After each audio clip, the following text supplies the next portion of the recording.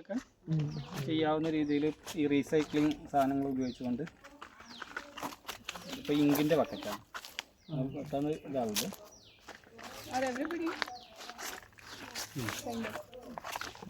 You display. No, that I will do. No, you were starting, so I was just checking if people are No, there. this is your display, that I will display. अरे यार describe. कोई भी describe करे क्या फर्क है? मलयालम में बता. No, you अरे यार. It is your role. You do all the time. I will do my work. ഇത് ഇത്രയേ ഉള്ളൂ. ഇത് ഈ പഴയ ബക്കറ്റുകളൊക്കെ നമ്മൾ കണ്ടുപിടിച്ചിട്ട് ഇങ്കിൻ്റെ ബക്കറ്റാണ്. ഈ പ്രസ്സുകളിലൊക്കെ കിട്ടും. ഇത് കുറച്ചും കൂടി കാലം നിൽക്കും. ഇനി തുളയിട്ടിട്ട് അതിൻ്റെ അടിയിൽ കരിയിലകളൊക്കെ ഇടും.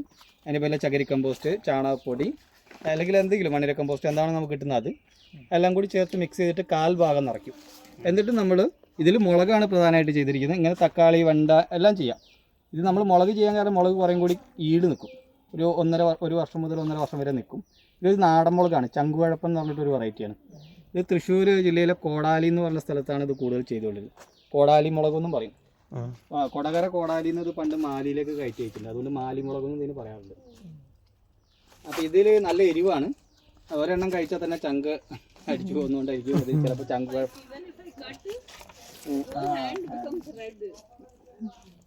ഇത് നല്ല വിളവുമാണ്. നാടനാണ്, നാടൻ മുളകാണ്. അപ്പോൾ ഇത് നമ്മൾ ഒരാഴ്ച തന്നെ ഇപ്പോൾ ഒരു ഇത്രയും സ്ഥലത്ത് തന്നെ നമുക്ക് 3 കിലോ മുളക് പറിക്കാൻ കിട്ടുന്നുണ്ട് ഇപ്പോൾ.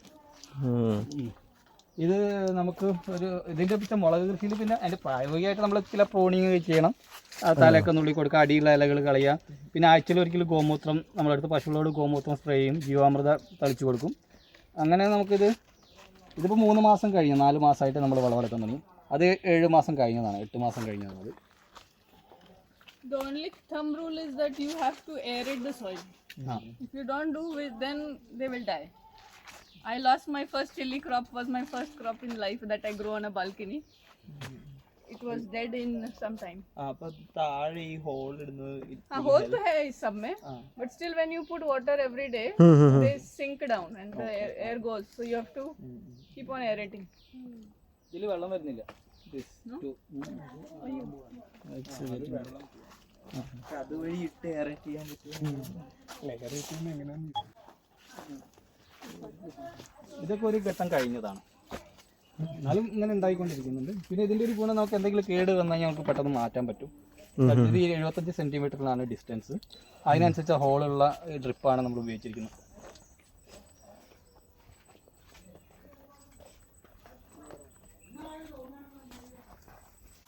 എല്ലാ സാധനം തന്നെ അല്ലേ? അതന്നെ, ഇതെല്ലാം ഇതിൽ തന്നെ ചങ്കുഴപ്പിൽ തന്നെ പല വെറൈറ്റി ഉണ്ട്. അതിൽ വെള്ളയുണ്ട്, ഉണ്ടയുണ്ട്, ചെറുതുണ്ട്, കുറച്ചും കൂടി നീളം കൂടിയതുണ്ട്. ചിലതൊക്കെ 3 മുതൽ 6 ഗ്രാം വരെ ഉണ്ടാവും.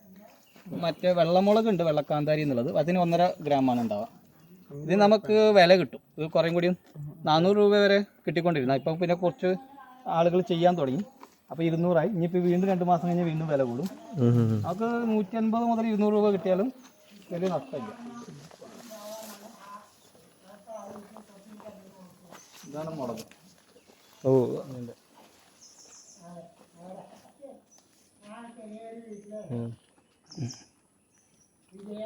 ഇതിന്ന് നല്ല വിത്തുകൾ നമ്മൾ ഉണ്ടാക്കിക്കൊണ്ടിരിക്കുന്നുണ്ട്.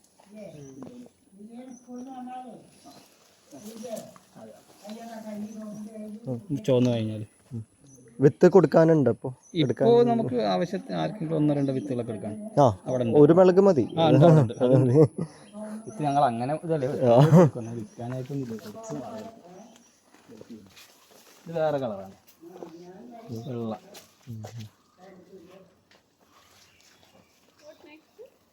നെക്സ്റ്റ് ഇത് പുരയിടും.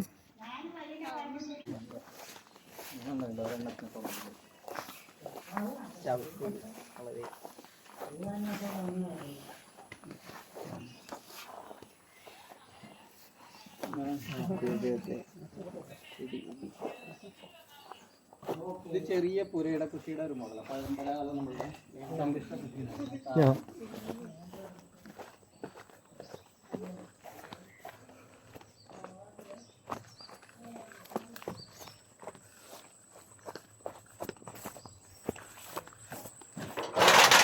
ഒരു കാടുണ്ടേ,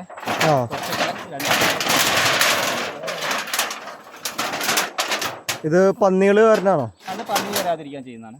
പിന്നെ അതിനങ്ങനെ ചെറിയ ഫെൻസ് ഇട്ടതിന് കാരണം മയിൽ കിടക്കില്ല. മയിലിനെ നമ്മൾ പ്രതിരോധിക്കുന്ന വെച്ചാൽ മയിൽ ലാൻഡ് ചെയ്യാൻ കുറച്ചും കൂടി സ്ഥലം വേണം. അപ്പൊ നമ്മൾ ചെറിയ ചെറിയ ഏരിയ ആയിട്ട് തിരിച്ചു കഴിഞ്ഞാൽ മയിൽ പെട്ടെന്ന് നമ്മൾ വന്നു കഴിഞ്ഞാൽ മയിൽ ആകെ പേടിച്ചു പോകും. അപ്പൊ ഇതിങ്ങനെ ഓടിയിട്ട് എന്ത് ചെയ്യും, പറക്കാനും ഇത്തിരി സ്ഥലം ഉണ്ടാവില്ല. അപ്പൊ അത് കുടുങ്ങി പോകും. അപ്പൊ ആ കൺഫ്യൂഷൻ ആവും. അപ്പൊ വന്ന് ഇറങ്ങണമെങ്കിലും ഇത്തിരി സ്ഥലം വേണം.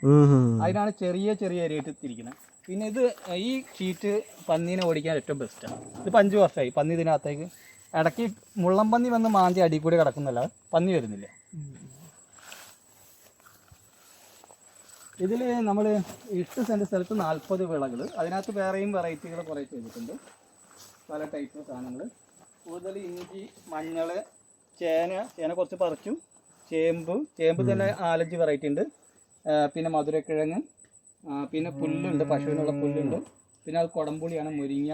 പിന്നെ പലതരത്തിൽപ്പെട്ട കൂവ, മഞ്ഞക്കൂവുണ്ട്, വെള്ളക്കൂവുണ്ട്, ചക്കരക്കൂവുണ്ട്, പിന്നെ മരുന്ന് കൂവുണ്ട്, പിന്നെ വാഴ, ചീരച്ചേമ്പ്, പിന്നെ എല്ലാം കൂടി മിക്സ് ചെയ്തിട്ട് നമുക്ക് എന്തൊക്കെ നീലക്കാച്ചിലുണ്ട്, ചെറുകിഴങ്ങുണ്ട്, നനക്കിഴങ്ങുണ്ട്, അടതാപ്പുണ്ട്, എല്ലാം മിക്സ് ചെയ്തിട്ട്. പിന്നെ മാവും പ്ലാവിൻ്റെ ഒക്കെ ഇടയിലൊക്കെ ആയിട്ട് ഓരോന്നോരോന്നൊക്കെ ചെയ്തിട്ട് കുറച്ച് വിളവെടുത്ത്. ഇത് ഊരാളിച്ചേമ്പ് എന്ന് പറഞ്ഞാൽ പണ്ടൊക്കെ എല്ലായിടത്തും ഉണ്ടായിരുന്ന സാധനമാണ്. ചക്കരക്കൂവാന്നും പറയും.